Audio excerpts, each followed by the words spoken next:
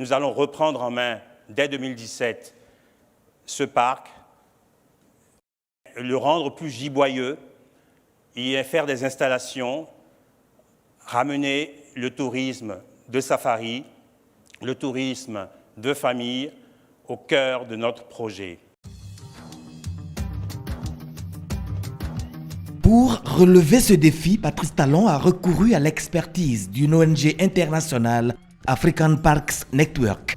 Elle a totalement développé sa stratégie, la prise en main, la conduite et la restauration des espèces animales dans le respect de la nature. Le décès en mai 2019 d'un guide béninois et l'enlèvement de 2 touristes français n'ont guère émoussé la détermination de African Parks Network. Donc après l'incident du 1er mai, on est rentré en collaboration avec les forces de défense et de sécurité béninoises et nous avons renforcé tout le dispositif de sécurité, notamment d'accompagnement des touristes dans le parc, des guides. Je ne suis pas un militaire, mais j'ai été impressionné par la discipline, la rigueur, par le sérieux des instructeurs internationaux qui sont ici. Et évidemment, nous avons constaté également le déploiement des FAB, les forces armées béninoises, avec un sérieux, une détermination qui rassure. Nous avons vu les dispositifs logistiques, les dispositifs technologiques, les dispositifs humains pour pouvoir mettre de notre côté toutes les chances de sécuriser cet espace et de rassurer le Bénin et l'étranger.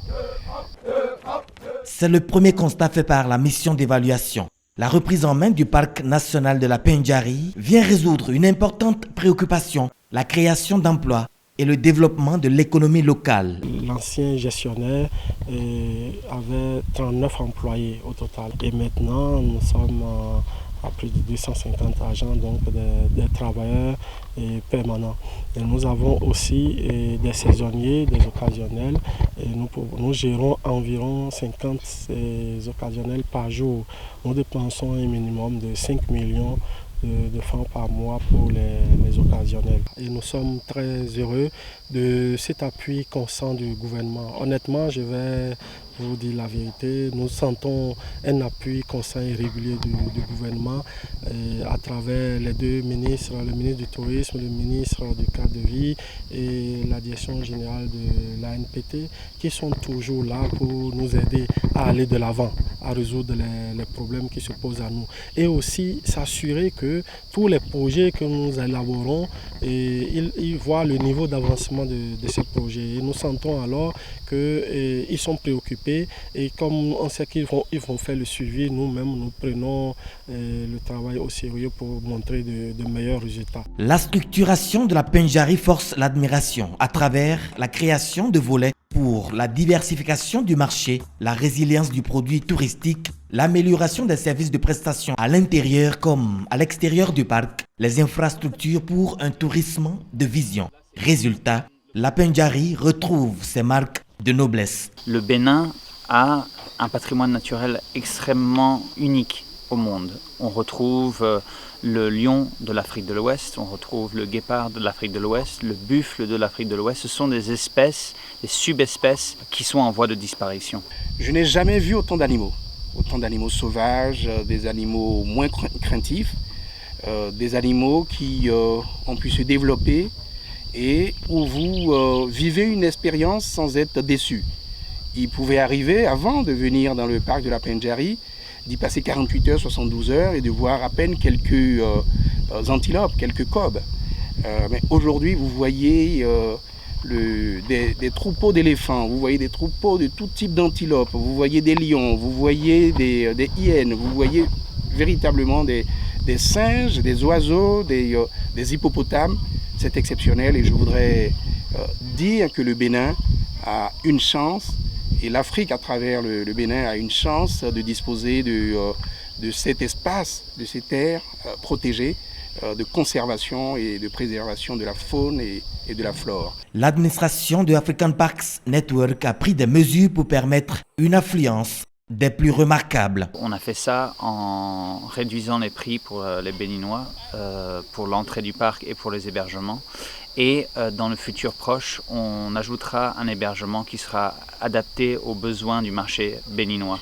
Donc pour les familles, avec des plus grandes chambres, avec de la nourriture adaptée, et aussi des excursions qui vont prendre en compte la possibilité que les Béninois puissent avoir leur propre transport. C'est-à-dire qu'on va faire des shuttles qui vont aller de l'hôtel et faire les circuits touristiques le matin et le soir pour pouvoir donner l'opportunité aux Béninois normal, celui standard, de pouvoir avoir une belle expérience du parc national, de voir les lions, de voir les éléphants, de voir les buffles, etc., etc. On est en discussion avec Air Taxi Bénin pour trouver un moyen de créer une voie aérienne beaucoup plus abordable pour le citoyen béninois ainsi que les autres marchés qu'on veut attirer dans le parc. Ceci réduira le temps de voyage à 2h30 au lieu de 12 heures et qui donnera beaucoup plus d'opportunités à tous les marchés de pouvoir venir dans le parc et en avoir l'expérience. Le comportement d'un animal sauvage dans son état naturel est complètement différent et mérite d'être apprécié. Le déplacement vaut donc le coup avec à l'accueil et à la conduite une équipe très dynamique et engagée. Je voudrais inviter chaque Béninois et chaque Béninoise qui en a la possibilité de venir dans ce parc parce que c'est exceptionnel. Je ne suis pas sûr que chaque Béninois ait la possibilité de venir une seule fois de toute sa vie. Donc ceux qui peuvent, venez voir ça pour ne pas voir des animaux dans un zoo, pour ne pas voir des animaux à la télévision, pour ne pas voir des animaux en cage. Venez dans cet espace exceptionnel, venez encourager tous ceux qui sont ici. Les mesures ont été prises par les autorités, par le national et par les rangers pour sécuriser. Donc les touristes sont les bienvenus et j'ai envie d'insister sur le tourisme local. On a senti ce frémissement des Béninois pour venir découvrir leur parc dans un mouvement d'orgueil aussi, et c'est salutaire, l'orgueil peut être salutaire, mais au-delà de cela, nous appelons vraiment, comme le ministre l'a dit, à ce que les Béninois, principalement les expatriés vivant au Bénin, puissent venir découvrir ce joyau qui est en pleine renaissance. Le parc national de la Pendjari rénové, c'est une victoire probante de Patrice Talon qui sera certainement suivi d'autres exploits dans le domaine du tourisme.